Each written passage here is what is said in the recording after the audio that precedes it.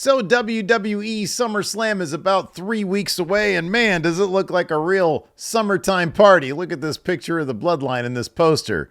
It's just dark, it's at night, it's in a back alley somewhere. That doesn't look like the best party of the summer. Anyways, I know most wrestling YouTube channels wait until a couple days before the pay-per-view or premium live event to drop their predictions, but this is WrestleJuice. That's not how we do things around here. We get these predictions in as soon as possible. We're super early with these. There's only been 3 actual confirmed matches, with I think 4 more that are more than likely going to happen, that we're almost positive are going to take place at SummerSlam, which still leaves a couple of openings for matches that still have to be made.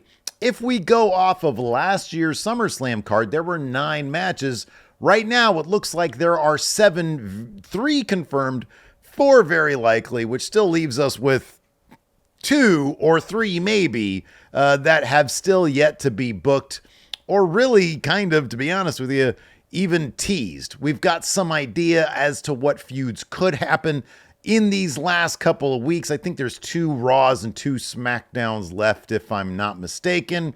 So a lot of things can happen, and I'm going to tell you guys what I think is going to happen. But first, let's go into the matches that we know are booked for SummerSlam. First up, Damian Priest versus Gunther. Now, I really enjoyed the promo that these two dropped on Raw, where Gunther basically went full bad guy on Damian Priest and referred to him as street trash. I thought that was pretty harsh, but I really liked the promo. I thought it was really good and made things personal between Damian Priest and Gunther. And it also really sort of, threw me for a loop as to who's going to win this match. Now, I've been saying for a while now that I think Damian Priest has a good chance at beating Gunther at SummerSlam and moving on and having Finn Balor take that world title off him. I don't know if that's going to happen or not, but I could see this. I see this as kind of like 60-40 in favor of Priest. On the other hand, we all know Triple H really, really loves Gunther. So in this case, right now, I'm going to go with Damian Priest. I think he comes out of SummerSlam as world champion, and then Gunther can just do something else at Bash in Berlin. Maybe he'll just take on Ilya as like a special type of main event type thing. No titles on the line. It's just, hey, we've got a lot of history. Let's go ahead and both in WWE, NXT UK, I should say. A lot of people want to see that stuff revisited. So why not do it there in Berlin? That's my guess for that. So I think Priest comes away with the World Heavyweight Championship at SummerSlam. The next absolutely confirmed match is Nia Jax versus Bayley. Much like Gunther, Nia Jax won Queen of the Ring. He won King of the Ring. And so it guaranteed her a spot at SummerSlam.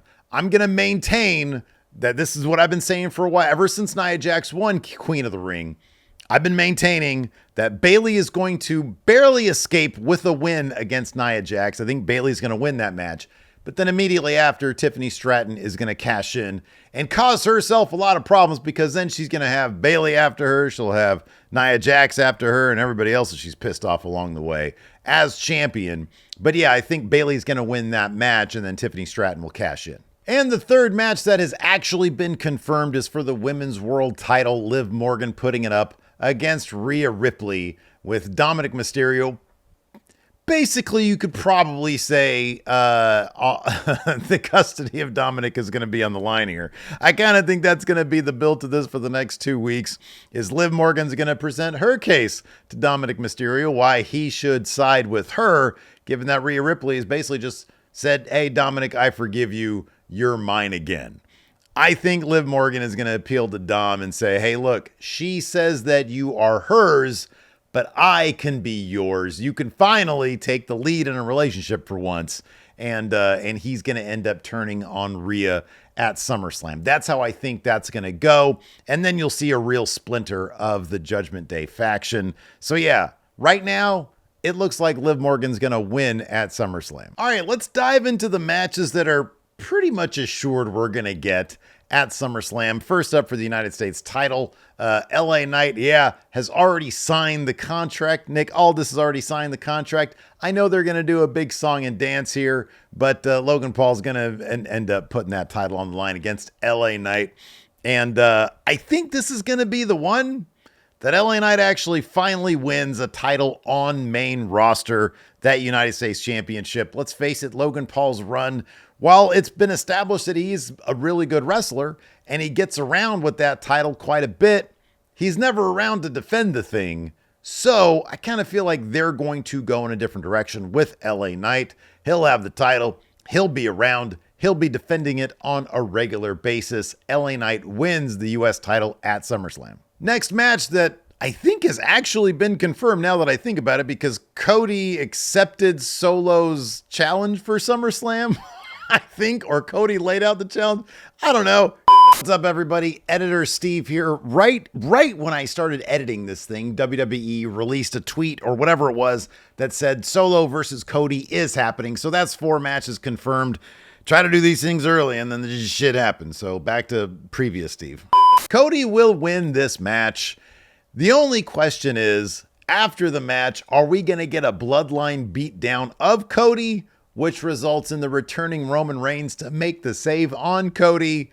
Or is Roman going to show up like on the SmackDown before SummerSlam? I don't know any of that, but I do know that that would be the perfect opportunity for Roman Reigns to come back as basically the same character, but this time kind of pissed off that Solo has seemingly booted Roman Reigns from his own bloodline. And so I think he's going to come back. That's how I think it's going to go down. I think Cody's going to win that match, and then the bloodline's going to beat him down. Crowd's going to be chanting, "We want Roman." And it's going to explode when the tribal chief comes back and has a big stare down with Solo. Maybe they'll engage in some physicality, but Roman Reigns is going to steal the show at the end of SummerSlam. Cody wins this match, though. All right, so this next match, Drew McIntyre versus CM Punk. I think they're probably going to end up needing to go triple threat with this thing. Seth Rollins right now, his only rivalry is with both Drew McIntyre and Seth Rollins, and it feels like they're waiting for CM Punk to see if he can get cleared by SummerSlam so that Drew McIntyre has a match. It's going to be Drew McIntyre versus Seth Rollins if Punk can't get cleared. And if he can, they'll simply make it a triple threat, see if he can get through the match, and then follow that up with the Drew McIntyre versus CM Punk one-on-one match, which is where this whole thing was building to. But yeah, it seems like they were waiting on CM Punk to make sure, okay, is this guy clear or not? And I would imagine it's still maybe up in the air. They've got a couple weeks to get that all sorted out for him to get properly cleared. That's my guess. I know there's been all sorts of rumors and reporting on this, but that's my own personal speculation, just given the way they are setting this up. In my opinion, if it turns into a triple threat, Seth versus Drew versus Punk, geez, I honestly don't know. I would think maybe Drew McIntyre would end up coming out on top, given that this guy has been screwed over and over and over again.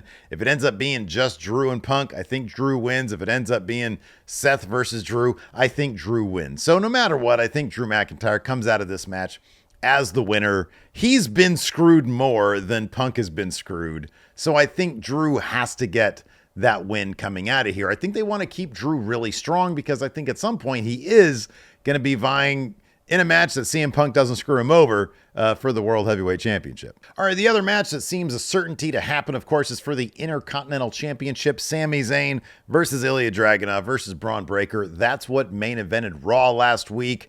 Sami Zayn likes Ilya Dragunov. Braun Breaker hates that he lost against Sami Zayn, and he hates Ilya Dragunov, so he's inserting himself into the Intercontinental scene. Seems likely, and this could be match of the night, to be honest with you, with all the participants involved.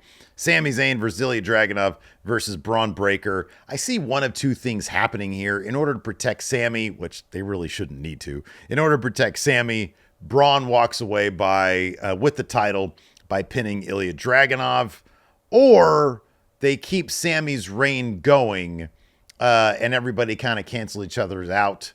Ilya's going to be the one eating this pin regardless.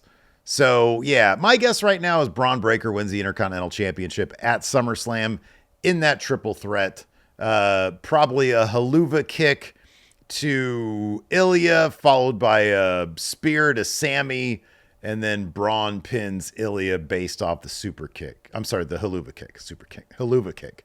That's my guess on how that finish goes down. All right, so that's 7 matches, which still means if we're going off of last year's SummerSlam, there are still 2 matches left to book. I have got, 3 other scenarios here, 3 or 4 or 5 other scenarios here. We'll go ahead and kick off with one angle that a lot of people are talking about right now, but it might be too soon for a match. I'm talking about Chad Gable versus Bo Dallas, or Chad Gable and the Creeds versus some iteration of the Wyatt Six. I don't know if this match is too soon, and if they're going to wait until, I don't know, maybe Bad Blood come October for this match, but I kind of feel like they could just sort of do it now, and we can figure out how the Wyatt Six is going to look as a wrestling group when they have to run ropes and do silly things like leapfrogs.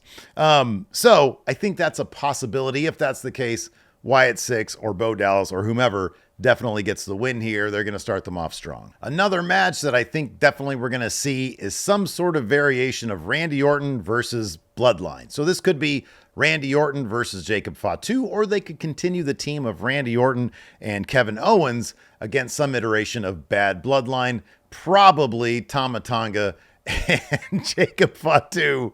And Tonga Loa could just sort of sit that one out. He could be on the outside. Bad Bloodline will get the win, maybe thanks to Tonga Loa sitting there on the outside, trying a low blow a couple different times, maybe. So yeah, that's a possibility, and it's a distinct possibility. I don't think they're going to, especially after Randy Orton just got triple power bombed, I don't think they're going to leave him off of SummerSlam. I think he's going to be there. I think he's going to have a match. It's either going to be a solo match or it's going to be a tag team. The other match that is a possibility, although they haven't really built this all that much, where has the Unholy Union been? Where have they been since they won those titles there in Scotland?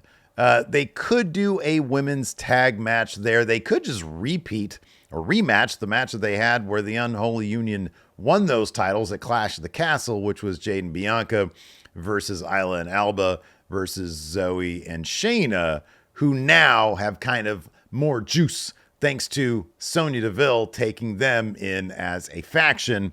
Sonya Deville could be the X Factor in this match.